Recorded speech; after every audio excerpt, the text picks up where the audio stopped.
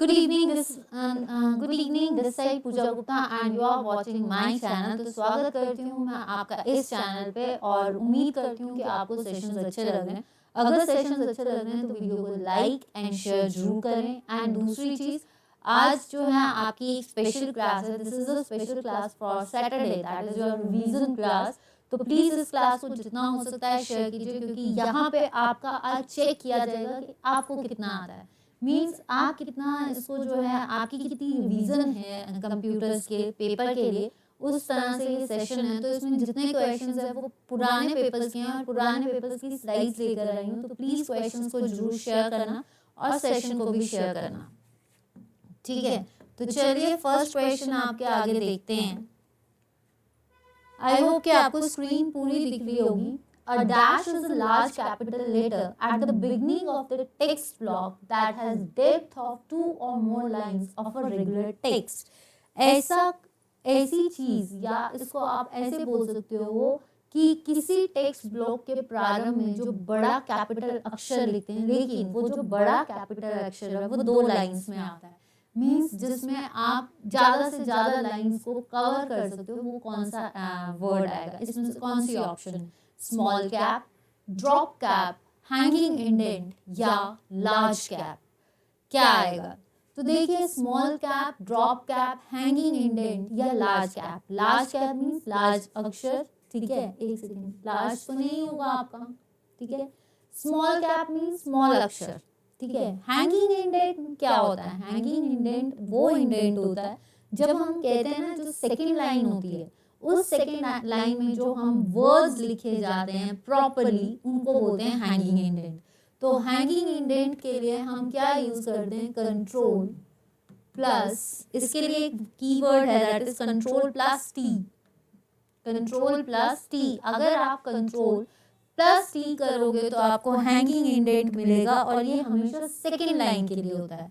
जो आपका small cap है, स्मॉल कैप के लिए हम कौन सी की यूज करते हैं? कंट्रोल प्लस शिफ्ट प्लस के, ठीक है। तो ये ऑप्शन भी गलत, ये भी गलत। लार्ज कैप नहीं, answer is drop cap. Answer क्या आएगा? Drop cap. और इसके लिए हम कौन सी की यूज करते हैं? ऑल्ट प्लस F10, ठीक है।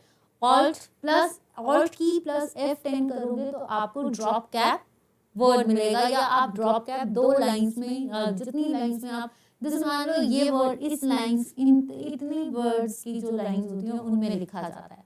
आई होप कि यहाँ तक क्लियर है। तो ये याद रखना कि स्मॉल कैप के लिए क्या यूज करते हैं? कंट्रोल प्लस शिफ्ट प्लस के।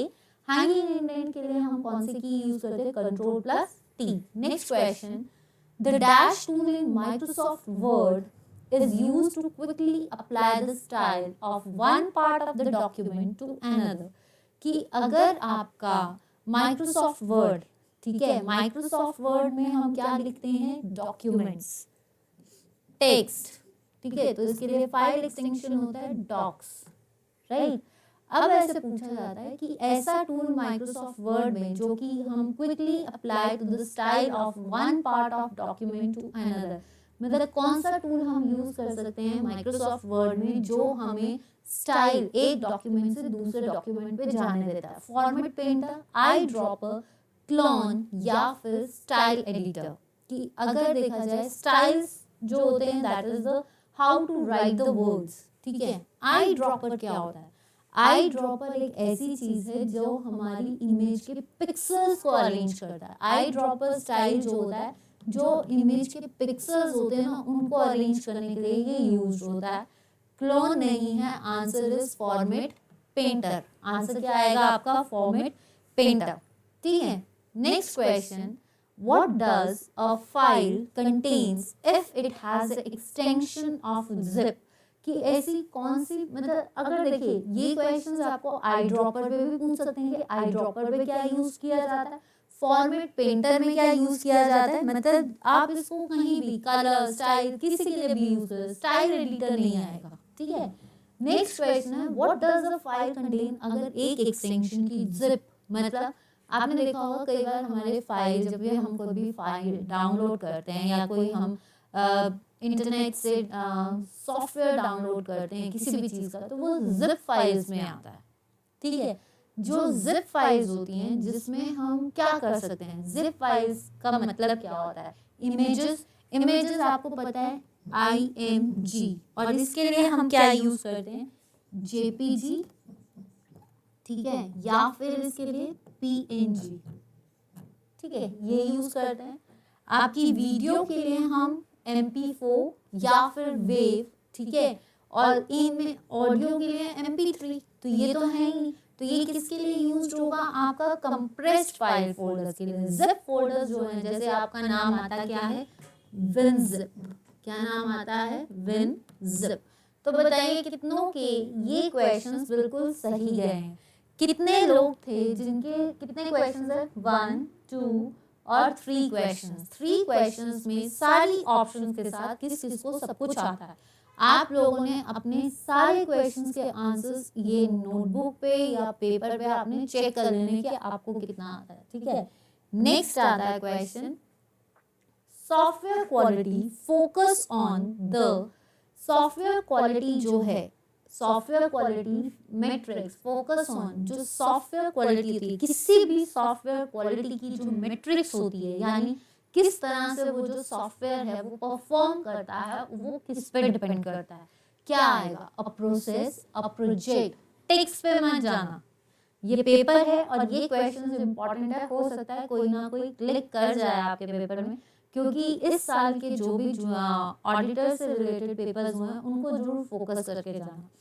तो बताइए, software quality metrics focus on, software metric जो क्वालिटी मैट्रिक्स है वो किस पे परफॉर्म करता है, आपकी प्रोसेस, प्रोजेक्ट, प्रोडक्ट या ऑल ऑफ दीज। तो देखिए कोई भी सॉफ्टवेयर क्वालिटी, किसी भी चीज की सॉफ्टवेयर क्वालिटी 3 एस्पेक्ट्स पे डिपेंड करती है। क्या, कैसे वो प्रोसेस करता है, ठीक है, कैसे उसका किस प्रोजेक्ट पे चलता है, और उसके बाद वो कैसी प्रोडक्शन देता है। तो ये क्या आएगा आपका, all of these, answer is all of these. So software quality always depends upon the process, 3 things, process, project and product, ठीक है। इसको आप इस तरह से भी याद कर सकते हो, P3, इसको आप क्या याद कर सकते हो, P3। Next question, a dash and a dash in a C language is known as record। ये क्वेश्चन आप C लैंग्वेज से है, तो पहली चीज C लैंग्वेज किसने दी थी, father of C languages Dennis Ritchie, ठीक है, डेनिस रिची, एंड 1972 में आई थी। किसके बेसिस पे, यूनिक्स के बेसिस पे, mother of all the languages. तो इसका सिंटेक्स भी मैंने आपको क्या बताया था, hashtag include dot studio dot आपका H, ठीक है, H for heading, studio for standard input and output, scanf and printf, printf for output, scanf for आपका किसके लिए यूज होता है, scanf that is for input, ठीक है। ये चीजें याद रखना। मैंने आपको बोला है कि मंडे तक आपके सी प्रोग्रामिंग लैंग्वेज के जितने भी क्वेश्चंस पेपर में पूछे जा सकते हैं वो क्वेश्चंस आपके आगे जरूर आएंगे।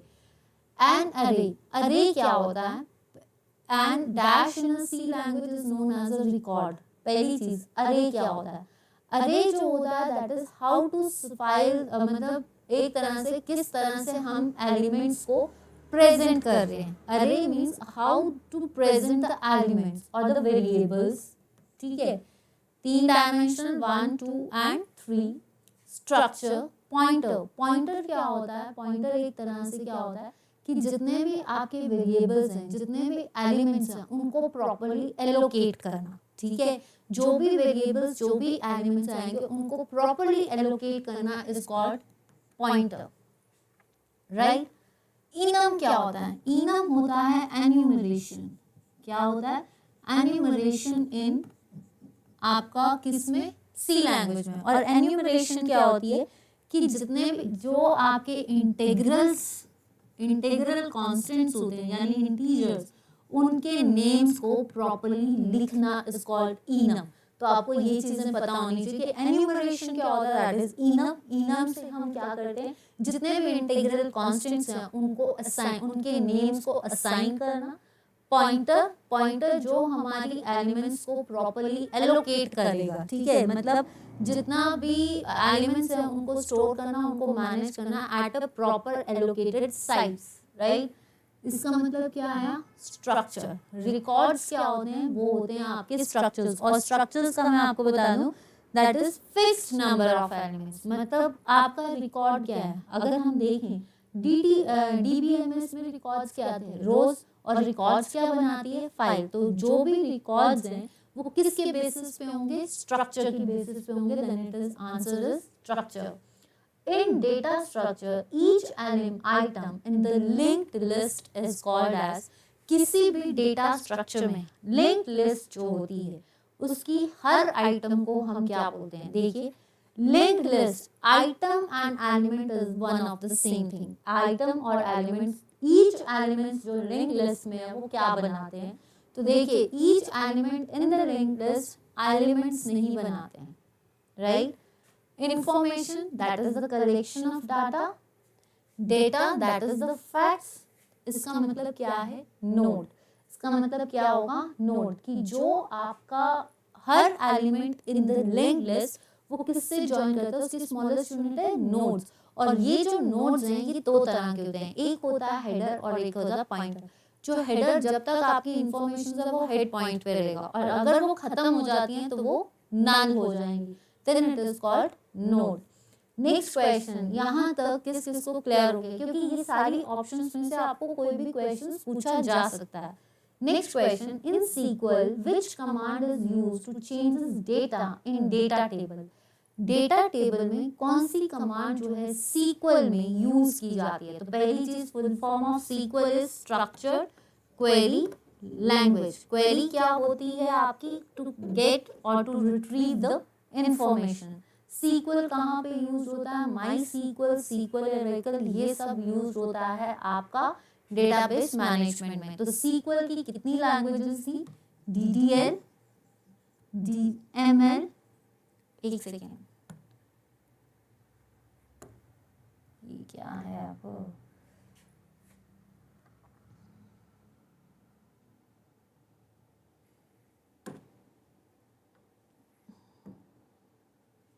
आई होप कि क्लियर है।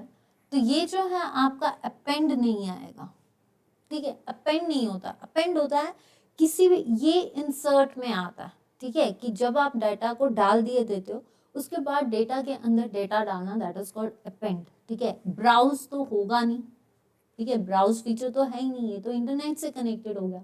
एक होता है DML, that is data manipulation, एक होता है DDL, ठीक है, डेटा DDL, और एक होता है आपका DCL, that is data control language, जो कि grant and revoke, data manipulation, create, select, insert, delete, और डेटा डिफाइन क्या होता है, that is update, alter as well as drop. तो यहाँ पे इंसर्ट क्या है, डेटा मैनिपुलेशन, तो ये नहीं है, आंसर इज अपडेट। अगर आपको चेंजेस करनी है, तो अगर आपने डेटा में चेंजेस की तो या तो आप अपडेट करोगे या ऑल्टर करोगे, तो यहाँ पे इंसर्ट तो आएगा नहीं, अपेंड भी नहीं आएगा आंसर, क्योंकि यहाँ पे ऑल्टर नहीं दिया गया है, तो we can change the data, that is update, append नहीं आएगा, ठीक है। With respect to network interface card, network interface card में द टर्म 10, आपकी ये 10 to 100, ये क्या रेफर्स करती है, 10 to 100 refers to fibre speed, megabits per second या protocol speed. Protocol set of rules, fibre speed सबसे ज्यादा, यानी आप मान के चलो 1000 से भी ऊपर मेगाबिट्स। तो जो आपका 10 और 100 रेफर्स करता है वो क्या करता है, मेगाबिट्स पर सेकेंड, यानी minimum and maximum. Minimum and maximum to the server is called as आपका 10 by 100 refers to megabits per second भी होता है। These questions are very important, hope so आज आ जाए, और मे भी कोई क्वेश्चन आए, पक्का नहीं कह सकती, बट हो सकता है कि ये क्वेश्चन, ये रीसेंट पेपर्स में पूछे गए क्वेश्चन है जो आपके आगे लाए गए हैं, ठीक है। आई होप कि यहाँ तक क्लियर है।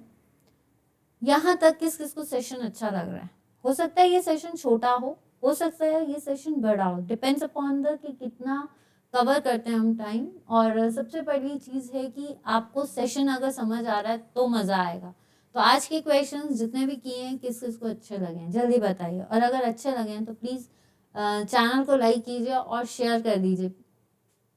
Next question, shell is the exclusive feature of, shell किसका एक्सक्लूसिव फीचर है? शेल जो है application software, DOS, system software या यूनिक्स। तो शेल किसका है? देखिए सिस्टम सॉफ्टवेयर कौन से होते हैं? जो सिस्टम पे चलते हैं। जैसे आपका सिस्टम पे कौन कौन से आएंगे? सिस्टम पे आपका माइक्रोसॉफ्ट है, लाइनेक्स है, यूनिक्स है, ये सारे आपके क्या है? आपके सिस्टम सॉफ्टवेयर यानी ऑपरेटिंग सिस्टम्स। तो ये तो आएगा नहीं।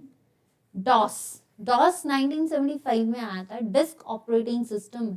और डिस्क ऑपरेटिंग सिस्टम किस पे बैठता है? कमांड लाइन इंटरफेस, जिसमें कितनी कमांड्स हैं? एक्सटर्नल और इंटरनल। इंटरनल कमांड्स command.com पे बैठता है, ये कमांड है, ठीक है।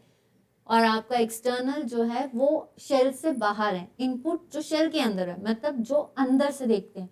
तो हमने कल की थी एक्सटर्नल कमांड्स, जैसे डायरेक्टरी है, आपका चेक डिस्क है, ये सारी हैं। कॉपी जो है आपका इंटरनल कमांड है, चेक डिस्क, आपका फॉर्मेट, ये सारी क्या आएंगी? आपकी एक्सटर्नल कमांड्स। एक बार स्टूडेंट्स एक्सटर्नल और इंटरनल कमांड्स पढ़ के जाना, क्योंकि कोई ना कोई क्वेश्चन इस पे आता है। Next question, application software. Application software कौन से होते हैं? दैट परफॉर्म स्पेसिफिक टास्क, जो टास्क को परफॉर्म करते हैं। और स्पेसिफिक टास्क को कौन परफॉर्म करता है? अप्लाई, जहां पे आप और एप्लीकेशन सॉफ्टवेयर कौन से होते हैं? एमएस ऑफिस, एमएस ऑफिस जिसमें आपका power point, Microsoft word, one note, outlook, ये सारे क्या है? Application software. तो ये भी नहीं है, तो आंसर इज यूनिक्स। यूनिक्स क्या है? It's the multi user multitasking language, ठीक है। ये जो ऑपरेटिंग सिस्टम है, इसको दिया किसने था? ये भी क्वेश्चन आता है, that is AT&T bell lab. किसने दिया था? AT&T बेल लैब ने दिया था, ठीक है। तो ये याद रखना कि यूनिक्स से ये क्वेश्चन बहुत बार आता है कि आपका AT बेल लैब, और इसी बेसिस पे ये क्या है? सी लैंग्वेज को परफॉर्म करती है। नेक्स्ट आता है, an IP address is dash bits. एक IP address that is internet protocol कितने एड्रेसेस पे बैठती है? देखिए एक होता है IP4 और एक होता है IP4-6, ठीक है। तो सबसे पहली चीज जो IP6 है, ये भी क्वेश्चन आया था, वो 128 बिट्स पे डिपेंड करती है। और एक IP एड्रेस हमेशा किस पे डिपेंड करता है? आपका 32 बिट्स पे। कितने पे? 32 बिट्स पे। तो ये क्वेश्चन आता है, ठीक है, कि कितने पे है IP6, कितने पे है, और IP4 कितने पे है, that is 32 bits. Next question देखते हैं, A repeater recognizes dash layer addresses। ये क्वेश्चन OSI मॉडल से है। ये क्वेश्चन किससे है? OSI model, open system interconnection. कितनी लेयर्स हैं? 7 लेयर्स होती हैं, ठीक है। और ये 7 लेयर्स कौन सी हैं आपकी? बताएंगे। First is physical, second is data, third is network, fourth is transport, fifth is session, sixth is presentation, and last layer is application. Application is for top layer और physical is for lower layer. Physical layer जो होती है उसमें bits जो physical devices के लिए होते हैं, data जो errors को free करता है, और वो किस फॉर्म में आते हैं? frame और bridges जो logicals करते हैं। नेटवर्क में router आता है। आपका जो ट्रांसपोर्ट होता है that is the fourth layer, जहाँ पे कंप्लीट प्रोसेस चलती है। तो वहां पे क्या है? आपके segments, session, presentation and network. अब यहाँ एप्लीकेशन, तो यहाँ पे रिपीटर कहाँ पे आता है? देखिए डेटा लिंक जो है that is the error free, error को फ्री करता है, और लॉजिकल्स यहाँ पे क्या काम करते हैं? Bridges and frames. तो ये तो कैंसिल होगी। नेटवर्क, नेटवर्क जहाँ पे आपकी क्या होती है? कनेक्शंस किए जाते हैं। जब कनेक्शन, जब एरर ठीक है तो आगे प्रोसीडिंग्स के लिए शेयरिंग की जाती है। और नेटवर्क में जो होता है डेस्टिनेशन एंड सोर्स हेडर्स में आते हैं। तो नेटवर्क जो है वो किस पे डिपेंड करता है? रूटर। इसके लिए क्या चाहिए? रूटर। तो ये नहीं है। ट्रांसपोर्ट, ट्रांसपोर्ट के लिए क्या चाहिए? सेगमेंट्स। तो आपके पास तो ऑप्शन बची नहीं, तो एक्स क्या आएगी आपकी? नन ऑफ दीज, क्योंकि रिपीटर्स हमेशा फिजिकल लेयर पे होते हैं। किस लेयर पे होते हैं? फिजिकल लेयर पे।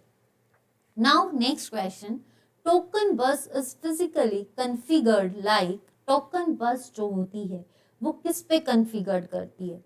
एथरनेट, टोकन रिंग, एफडीडीआई या ऑल ऑफ दिस? पहली चीज, टोकन बस जो होती है, यानी टोकन बस या टोकन्स वर्ड किसमें टोपोलॉजी क्या होती है? Geometric representation, right?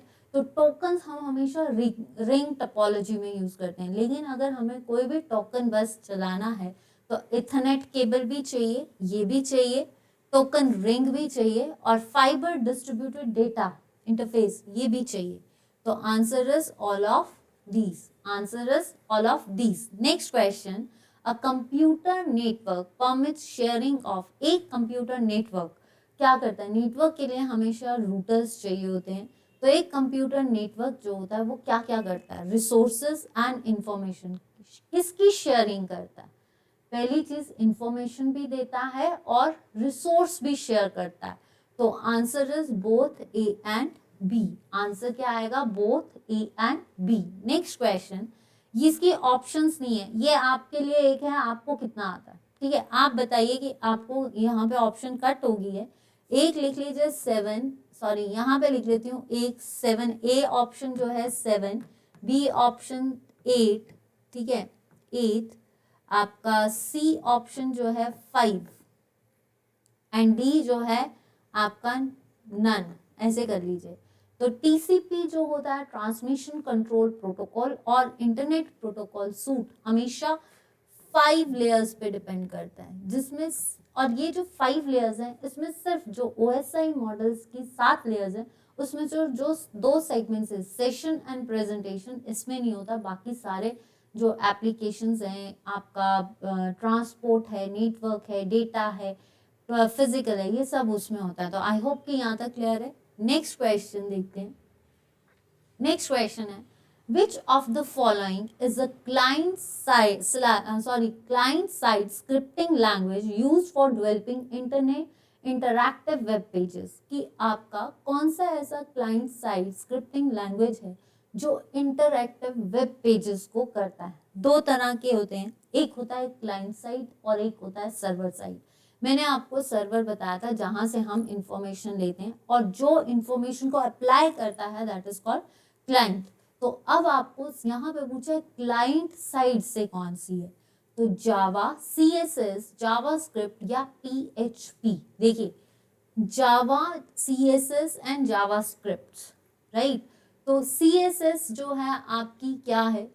आपकी जो इसको बोल सकते हैं आपकी कास्केडिंग स्टाइल्स शीट, जावा या जावास्क्रिप्ट। तो क्लाइंट साइड से अगर देखा जाए ये होती है पीएचपी सर्वर साइड से, क्लाइंट साइड से सारी होती है, पर बेसिकली जो होती है दैट इज या आपकी जावास्क्रिप्ट। क्या आएगी? आपकी जावास्क्रिप्ट, ठीक है।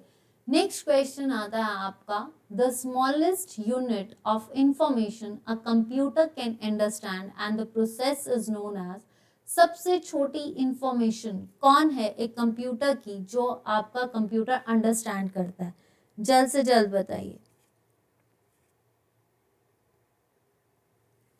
ये याद रखना, ये सर्वर साइड की आएगी, ये क्लाइंट साइड की, ये सारी स्क्रिप्टिंग है, जावा, सीएसएस एंड आपकी जावास्क्रिप्ट। तो यहाँ पे पूछा है which of the following is the client side. अगर यहाँ पे सर्वर साइड होता है देन इट इज पीएचपी, अगर आपकी क्लाइंट साइड है तो ये तीनों आएंगी। वैसे बेसिकली जावास्क्रिप्ट, सीएसएस और ये होती है। किसी को अगर इस क्वेश्चन पे डाउट होगा तो प्लीज पूछ लेना, क्योंकि यही है सर्वर साइड की, तो आपकी पीएचपी है, ठीक है। सर्वर से हम पीएचपी लेते हैं। Smallest unit of information a computer can understand and process is known as, smallest unit जहां से हम कंप्यूटर्स की इंफॉर्मेशन लेते हैं। देखिए, तो अगर हमारा कंप्यूटर मशीन लैंग्वेज समझता है, और मशीन लैंग्वेज किस पे बेस है? ऑब्जेक्ट कोड पे, और ऑब्जेक्ट कोड में बाइनरी डिजिट्स जो होती हैं 0 एंड 1 होती है। तो डिजिट्स नहीं, मेगाबाइट्स नहीं, बाइट्स नहीं, आंसर इज बिट्स। क्या होता है आपका? बिट। जो भी स्मॉलेस्ट इंफॉर्मेशन है वो किस पे शेयर होती है? Bits. The first computer available for commercial use, पहला ऐसा कंप्यूटर जो आपका कमर्शियल यूज के लिए यूज किया जाता है। देखिए, जो कमर्शियल फर्स्ट जनरेशन कंप्यूटर्स हैं, और फर्स्ट जनरेशन कंप्यूटर्स कब आए थे? 1940 से लेकर 55 तक, और फिर सेकंड 55 से 65, 65 से 75, 71 जो आया थर्ड, 71 से जो आगे आया वो फोर्थ, और आज का क्या है आपका फिफ्थ जनरेशन। पहली जनरेशन में वैक्यूम ट्यूब्स यूज किए गए, सेकेंड में ट्रांजिस्टर्स, थर्ड में इंटीग्रेटेड चिप्स, और आपका फोर्थ में माइक्रो प्रोसेसर। जो आपका फर्स्ट कंप्यूटर है, पहले कंप्यूटर्स जो थे, फर्स्ट कंप्यूटर जो यूज हुआ आया था वो था इनियाक, ठीक है, और वो किसने किया था? आपके जे प्रिस्पर और इकर्ट ने, इकर्ट एंड मुशली ने, सॉरी। तो आपका फर्स्ट और ऐसा कंप्यूटर जो कमर्शियली बिजनेस के लिए यूज किया गया था, that is UNIVAC. Answer is UNIVAC. इनियाक ये आपका फर्स्ट कंप्यूटर है, तो ये नहीं है आपका। मार्क 1 जो था ये आपका हार्वर्ड मार्क ने किया था, ठीक है, हार्वर्ड मार्क ने किया था, मार्क 1, ठीक है। ये आपका, इसको हम बोलते हैं, मार्क 1 को बोलते हैं ऑटोमेटेड सेगमेंट कंट्रोल्ड कैलकुलेटर, ठीक है, जो कि आपका इलेक्ट्रोमैकेनिकल कैलकुलेटर है, ठीक है। हार्वर्ड आइकन बोल सकते हो उसको, हार्वर्ड मार्क यानी हार्वर्ड आइकन, राइट। उसके बाद एडसेक, तो ये नहीं है, राइट। ये है आपका electronic delay storage automated computer. Next question, the first computer architecture was introduced in, पहला कंप्यूटर आर्किटेक्चर यानी इंटेल, ये कब आया था? 1971 में, 1971। The main circuit board of the system unit, main circuit, एक कंप्यूटर यूनिट की जो मेन सर्किट बोर्ड होती है, किसी भी क्वेश्चन पे अगर लगता है कि मैम इसका आंसर ये है और यहाँ पे क्रॉस चेक, तो मुझे बता देना अगर किसी को डाउट लगता है, ठीक है। क्योंकि कई जगह पे अगर फर्स्ट आर्किटेक्चर की बात की जाए तो फर्स्ट आर्किटेक्चर जो आया था वो 1945 में इन्वेंट किया गया था, बट उसके बाद जो आया है आपका फर्स्ट आर्किटेक्चर, उसको माइक्रो प्रोसेसर का नाम दिया गया, ठीक है। नेक्स्ट जो है द और इंटेल 4004, ठीक है, अप्रोक्सीमेटली अगर देखा जाए 1971 और 74 के बीच में, तो 1971 को लेकर चलिए, या आप इसमें ये कर सकते हैं 1970 में तो नहीं आया था, 1971 में भी नहीं है, या तो ये 1972 में है, मैं इसको क्रॉस चेक जरूर करूंगी इसको, ठीक है, इसको एक बार चेक कर लेते हैं। इसको आप जो आपका फर्स्ट, क्योंकि अगर इस फर्स्ट कंप्यूटर आर्किटेक्चर की बात की जाए तो कई बार ऑप्शन में 1945 भी दिया गया है, तो 1945 तो है नहीं, उस टाइम पे जॉन वॉन न्यूमैन ने किया था, लेकिन आज के हिसाब से अगर फर्स्ट आर्किटेक्चर कंप्यूटर की बात की जाए तो वो है आपका 1972 में, इसको सही कर लेना भाई, 1972, ठीक है। नेक्स्ट क्वेश्चन, और अभी भी मुझे इस क्वेश्चन पे थोड़ा सा डाउट है, अगर किसी को डाउट होगा तो प्लीज पूछ लेना। The main circuit board of the system unit is called as, कि जो मेन सर्किट बोर्ड है कंप्यूटर सिस्टम का या सिस्टम यूनिट का, वो क्या है? देखिए, कोई भी कंप्यूटर सिस्टम की जो मेन सर्किट बोर्ड है उसको हम बोलते हैं mother board. Answer is mother board. Control unit, जो यूनिट्स को, यानी आपका सीपीयू के अंदर दो पार्ट्स होते हैं, कंट्रोल यूनिट और अर्थमेटिक लॉजिक यूनिट। आपका अर्थमेटिक लॉजिक यूनिट तो लॉजिकल मैनिपुलेशंस करता है या मैथमेटिकल मैनिपुलेशंस करता है, लेकिन कंट्रोल यूनिट पूरी यूनिट को कंट्रोल करता है, पूरे सिस्टम को, यानी प्रोसेसर को कंट्रोलिंग का काम किसके पास होता है? Control unit. तो ये नहीं है। Volatile memory, random access memory, RAM and DRAM. तो आंसर इज आपका motherboard. The clock rate of a processor is measured in, जो भी प्रोसेसर का क्लॉक रेट होता है वो किस में मेजर किया जाता है? मिली सेकेंड्स। मिली सेकेंड्स हमेशा फर्स्ट जनरेशन के लिए यूज किया गया, और फर्स्ट जनरेशन में क्या है? Vacuum tube. Nano seconds, nano seconds जो हैं ये पर्टिकुलरली किसके लिए यूज किए गए थे? Nano seconds, that is your आपका थर्ड जनरेशन के लिए, ठीक है। तो ये नहीं है। देखो, फर्स्ट में आए मिली, सेकंड में आए माइक्रो, थर्ड में आए नैनो, और nano is for integrated chips, तो ये नहीं है। माइक्रो हर्ट्ज नहीं है, that is mega hertz and giga hertz, mega hertz and giga hertz. Fan housing is used for the purpose of, fan housing किसके लिए यूज की जाती है? तो फैन हाउसिंग अगर हम किसी भी पर्पस के लिए यूज करें तो वो सबसे पहली चीज फैंस क्यों होते हैं? ताकि CPU central processing unit which is the brain of the computer, उसकी कूलिंग की जाए। कूलिंग ऑफ यूपीएस नहीं, कूलिंग ऑफ मॉनिटर नहीं, कूलिंग ऑफ सॉफ्टवेयर नहीं। यहाँ से एक और क्वेश्चन निकलता है, what is the process known as for the starting of the computer? That is called boot. And warm boot जो रीस्टार्टिंग है, और आपका कोल्ड बूट जो आपका सीधा क्या करता है, आपका जब कंप्यूटर स्टार्ट होता है। देखिए कोई भी क्वेश्चन अगर डाउट होगा मैं इसको क्रॉस चेक जरूर करूंगी, क्योंकि मुझे ये लगा है फर्स्ट आर्किटेक्चर कहीं जब आप साइट पे चेक करो तो 1945 भी आ रहा है, और इंटेल पे फोकस किया गया है 4004, that is the micro processors. तो 1971 के बाद ही आपकी फोर्थ जनरेशन आई थी, तो 1971 और 72 इसके बीच में ही है ये, तो 1972 में ही करेंगे। Which of the following port is used to connect device such as mouse and modem? कौन सा ऐसा डिवाइस है आपका? Which of the following port, कौन सा पोर्ट है जो माउस और मॉडम को कनेक्ट करता है? मॉडम की full form modulator and demodulator. तो माउस और मॉडम के लिए हमें serial port, parallel port, infrared port या fire wire port. Fire wire port तो नहीं होता, ये मैक्सिमम स्पीड्स को कवर करता है, ठीक है।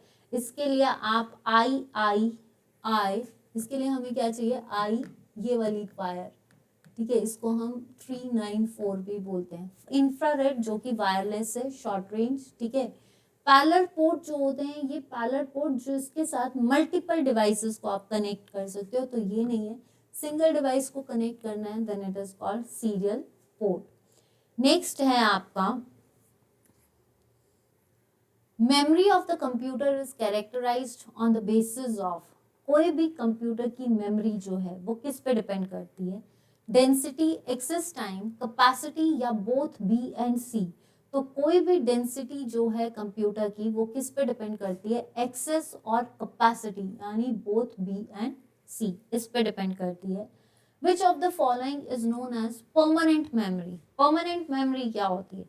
परमानेंट मेमोरी होती है नॉन वॉलेटाइल मेमोरी, जिसको हम क्या बोलते हैं? रोम। और रोम क्या है? रीड ओनली मेमोरी, जो सिर्फ रीड करती है। ये रीड एंड राइट भी करती है, और ये वॉलेटाइल है। ये उसी टाइम तक है जब तक कंप्यूटर ऑन है, और अगर कंप्यूटर गया सारा डाटा ऑफ। इसमें ड्रैम जो कि बार बार हम इसको रिफ्रेश करते हैं, स्टैटिक वाली को हमें बार बार रिफ्रेश नहीं करना पड़ता। स्टैटिक हमेशा कैश के लिए यूज होती है, और कैश जो होती है that is the smallest and the fastest speed of computer, ठीक है। और ये जो रजिस्टर्स होते हैं ये स्मॉलेस्ट और fastest storage of processors, CPUs के रजिस्टर्स सीपीयूज के अंदर होते हैं, जो फास्टेस्ट करते हैं और स्टोरेज करते हैं, फास्ट होते हैं। जो कैश होती है ये स्मॉलेस्ट और फास्टेस्ट मेमोरी है, किसकी? कंप्यूटर की। ये सीपीयूज में होते हैं, ये कंप्यूटर की है, राइट। और कैश में कौन सी आती है?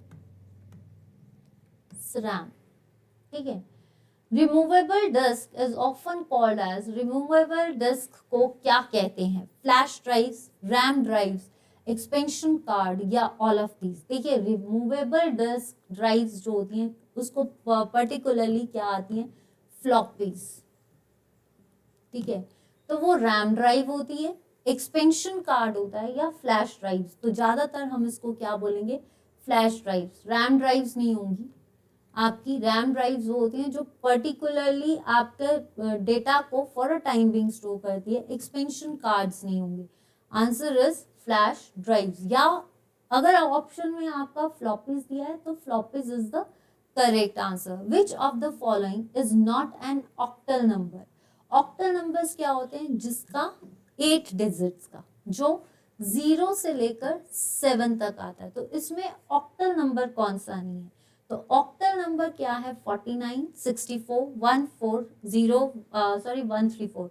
जो 0 से लेकर 7 तक आएंगे ना नंबर्स, अगर 0 और 7 के बीच में ये जो आपके नंबर्स पड़ते हैं, मतलब 1, 4, 3, अगर जैसे 1, 2, 3, 4, 5, 6, 7, यानी 0 से 7 के बीच में जितने भी नंबर्स आते हैं वो ऑक्टल है। तो 1 3 4 भी 0 और 7 के बीच में आता है, तो ये ऑक्टल नंबर है। 1 और 4 भी आता है, 64 भी आता है, लेकिन 4 तो है ही है, लेकिन 9 नंबर जो है वो ऑक्टल में नहीं आता। तो आंसर इज आपका 49। The computer code use to interchange of information between terminals, terminals के बीच में हम इंफॉर्मेशन को इंटरचेंज कैसे करते हैं? ASCII, BCD, EBCDIC या ऑल ऑफ दीज। देखिए ये है आपका electronic binary code, decimal interchange code, ठीक है, तो ये नहीं है। आपका BCD जो बाइनरी डिजिट्स को डेसिमल डिजिट्स में करे। ASCII जो इंफॉर्मेशन को इंटरचेंज करता है, that is the American standard code of information interchange. तो ये क्या आएगा आपका ASCII। इसको कर लीजिए, ठीक है। नेक्स्ट क्वेश्चन आता है, when you enter the text in a cell in MS Excel it also appears in. अगर आप MS Excel में कोई भी टेक्स्ट देते हो, एक्सेल इज फॉर क्या आता है वो भी हम करेंगे। एक्सेल बेसिकली क्या है, डेटा को किस फॉर्म में लिखना, शीट्स की फॉर्म में, और sheets collection of sheets is called worksheets, ठीक है। और वर्कशीट्स को क्या बोलते हैं हम, वर्क बुक, ठीक है। तो अगर देखा जाए कि जब भी आप टेक्स्ट सेल पे लिखते हो, cell is the intersection of row and column, तो जब भी हम एक्सेल में लिखते हैं वो किस फॉर्म में होता है, स्टेटस बार। स्टेटस बार क्या होगा, जहां पे शीट्स लिखी जाती हैं, जहां पे शीट शो होती है वहां पे स्टेटस बार होता है, तो ये नहीं है। रो हेडिंग्स, हेडिंग्स ऑफ रोज नहीं। नेम ऑफ द बॉक्स नहीं। Answer is formula bar. आपने देखा है कि जब भी हम कुछ भी लिखते हैं ऊपर एक एक्सेल शीट में रिबन पे एक फॉर्मूला बार बना होता है, जो भी हम लिख रहे हैं वो फॉर्मूला बार में शो होता है। For opening and closing of the files in MS Excel you can use which bar. अगर हमें MS Excel की फाइल्स को ओपन करना है या क्लोज करना है तो हम कौन सा, जिसको बोल सकते हैं कौन सा बार यूज करेंगे। फॉर्मेटिंग क्या होता है, फॉर्मेटिंग होता है किसी चीज को, अपीयरेंसेस को, किसी चीज को चेंज करना, तो ये नहीं होगा, ठीक है। स्टैंडर्ड ये भी नहीं होगा। देखिए अगर हमें कोई भी फाइल खोलनी होती है तो अगर जब तक हमें टाइटल नहीं पता डॉक्यूमेंट का तब तक हम कहाँ से लिखेंगे, तो हमें डॉक्यूमेंट का नाम पता होगा तभी हम फाइल को ओपन एंड क्लोज कर सकते हैं। और फाइल के डॉक्यूमेंट का टाइटल यानी डॉक्यूमेंट का नाम कहाँ पे लिखा जाता है, टाइटल के बेसिस पे, तो आंसर इज टाइटल। आंसर क्या आएगा आपका, title. What does an electronic spreadsheet consist of? Electronic spreadsheet का मतलब है वर्कशीट्स, और वर्कशीट्स क्या होती हैं ये याद रखना। वर्कशीट्स की कलेक्शन को बोलते हैं हम क्या, आपकी वर्कबुक्स। लेकिन डेटाबेस में उनका वर्कशीट्स को रिप्लेस कर दिया गया है डेटा शीट्स के साथ। तो अगर इलेक्ट्रॉनिक स्प्रेडशीट को हम क्या बोलते हैं, रोज, ठीक है, कॉलम्स, सेल्स या ऑल ऑफ दीज। तो ये तो बहुत इजी है कि कोई भी आपने डेटा एक्सेल आपने देखा होगा तो यहाँ पे आपके इस तरह से ये बने, और इस चीज को हम क्या बोलते हैं, रो एंड कॉलम की इंटरसेक्शन क्या बनागी, आपकी सेल। तो ये कॉलम ये रो, तो रोज एंड कॉलम्स को क्या बोलेंगे, सेल्स। तो इसका मतलब एक्सेल में रोज भी होती हैं, कॉलम्स भी होती हैं, सेल्स भी होती हैं। Answer is all of these. यहाँ तक देखिए कोई भी डाउट लगता है प्लीज कमेंट सेक्शन पे लिख देना। और दूसरी चीज, अगर सेशन अच्छा लग रहा है तो वीडियो को लाइक एंड शेयर कीजिए। ये आपका रिवीजन है कि आपको कितना रिवाइज हो चुका है या कितना याद है आपको, ठीक है। Which of the following file format can be added on the PowerPoint show. इसकी क्या होती है, दैट इज एक्सेल। अब पावर पॉइंट क्या होती है, सबसे पहली चीज ये भी एक एप्लीकेशन प्रोग्राम है। तो PowerPoint is to present, ये प्रेजेंटेशन ही है। आप पावर पॉइंट प्रेजेंटेशन कहाँ पे यूज करते हो, सेमिनार्स में करते हो, आप पावर पॉइंट प्रोजेक्ट्स को अपने वो करते हो। तो जो आपका पावर पॉइंट शो है वो किसको रिप्रेजेंट करता है। देखिए कोई भी अगर आपको पावर पॉइंट बतानी है तो उसमें आप एनिमेशंस भी डालोगे, पिक्चर्स भी डालोगे, आप उसमें वीडियो भी डालोगे। तो JPG that is the joint photographic expert, ठीक है, ग्राफिक्स तो ये भी डालते हो, ग्राफिक इंटरफेस फॉर्मेट, ठीक है, तो ये भी है, ये भी डालते हो, wave that is the wave audio format, तो ये भी डालते हैं। तो इसका मतलब आंसर क्या आएगा, ऑल ऑफ दीज। और पावर पॉइंट के लिए हम एक्सटेंशन क्या यूज करते हैं, PPTX। आई होप कि यहाँ तक क्लियर है। और JPG, गैफ, वेव, ये हम सारी पावर पॉइंट पे डालते हैं। और power point is basically for the presentations. The Microsoft office button performs all the functions of, जो भी आजकल क्या है कि एक माइक्रोसॉफ्ट ऑफिस बटन आ चुका है, लेकिन पहले माइक्रोसॉफ्ट ऑफिस बटन नहीं था, तो वो उसने किस चीज को, मतलब उस टाइम पे किस, कहाँ पे होता है ये माइक्रोसॉफ्ट बटन, आपका स्लाइड शो नहीं, आपका इंसर्ट नहीं, डिजाइन, ये सारे आपके मेन्यू टैब्स में मिलते हैं, रिबन्स जो होते हैं ऊपर। तो जो आपका माइक्रोसॉफ्ट मेन्यू है वो कहाँ पे शो होता है, फाइल मेन्यू, जहां पे आपको सारी इंफॉर्मेशन मिलती है। नेक्स्ट क्वेश्चन, डम टर्मिनल्स हैव टर्मिनल्स एंड, डम टर्मिनल्स क्या होते हैं, जिनमें आपका टर्मिनल्स भी होते हैं और आपका, देखिए डम टर्मिनल्स ये होते हैं जिसमें आपका इनपुट भी होता है, आउटपुट भी होता है। Input is in the form of keyboard और आपका जो आउटपुट होता है वो आपका डिस्प्ले मॉनिटर होता है। तो माउस नहीं होता, mouse is input device, speakers are output device, तो आंसर इज कीबोर्ड। आंसर क्या आएगा, keyboard. Who runs internet, internet को कौन रन करता है, इंटरनेट को डिस्कवर किसने किया था, विंसेंट सर्फ ने किया था और बॉब कॉहन ने किया था। लेकिन इंटरनेट को कौन चला, इंटरनेट को कोई नहीं चला सकता, ठीक है, इंटरनेट को कोई नहीं चला सकता, ना INB, ना इंटर, ना विदेश। आंसर इज, वो अपने आप, इंटरनेट को कोई नहीं चला सका कि उसको इंटरनेट के लिए हमें वो चाहिए, इंटरनेट किसी से नहीं चलता, इन द सेंस कि इंटरनेट को आज तक ये नहीं चला पाई है। वो इंटरनेट का मतलब है इंटरनेशनल नेटवर्क, यानी आपको किसी भी चीज से कनेक्ट करना है, ठीक है। Internet was started in India at, internet India में कब स्टार्ट किया गया था, ये कहाँ पे, इसका पहले नाम क्या था, विदेशी संचार निगम लिमिटेड। ये पहली बार कब स्टार्ट किया गया था, 15 अगस्त 1995 को। Inventor of Gmail, email is, email क्या होती है, इलेक्ट्रॉनिक मेल, तो बिल गेट्स ने किया था माइक्रोसॉफ्ट विंडोज, ये नहीं है। टिमोथी बिल नहीं, आंसर इज रे टिमल्सन, ये क्वेश्चन पूछा भी गया था, ठीक है। The first computer virus seen in India is, देखिए कंप्यूटर वायरस कई आए हैं, एल क्लोनर भी है, एल क्लोनर जो कि सिस्टम को हैंग करता है, देन उसके बाद क्रीपर वायरस भी आया था, ज्यादातर हम क्रीपर को जानते हैं, ठीक है। लेकिन इंडिया में पहला वायरस कब आया था, किसको बोला जाता है, दैट इज ब्रेन, आपका ब्रेन। नेक्स्ट टाइम मुझे ये स्लाइड ना, ब्रेन, सी ब्रेन, ठीक है, इसको किसने किया था, मैं इसका नाम बताऊंगी, मजबूर है इसका नाम, आई थिंक इसका जो है आपका नाम था अहमद मजूर, इन्होंने किया था। तो सी ब्रेन कंप्यूटर जो है एक वायरस है। वायरस क्या होता है, जो हमारी कंप्यूटर की सारी फाइल्स को करप्ट कर देता है, ठीक है। एक सेकेंड, नेक्स्ट आता है आपका क्वेश्चन, फारूक, बेसिट अमजद एंड फारूक ने, ठीक है, उनको याद कर लेना। In the default setting an Excel workbook is made up of, ये तो अभी मैंने आपको बताया कि जो आपका एक्सेल वर्कबुक है उसमें एक बाय डिफॉल्ट कितनी शीट्स होती हैं, तो ये होती है, ये याद रखना हमेशा 3 शीट्स होती हैं, 3 शीट्स वर्कबुक बनाती है।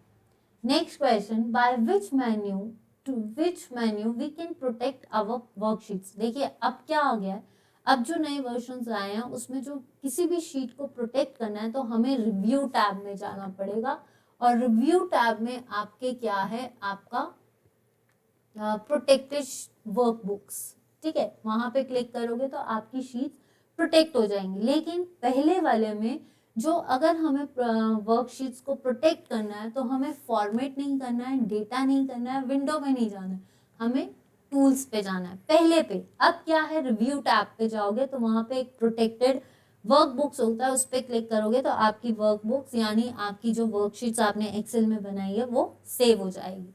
इन MS Excel the intersection of the column and row is called as, in MS Excel, किसी भी MS Excel में intersection of row and column is called box नहीं, table नहीं, grid नहीं, answer is cell. Answer is cell.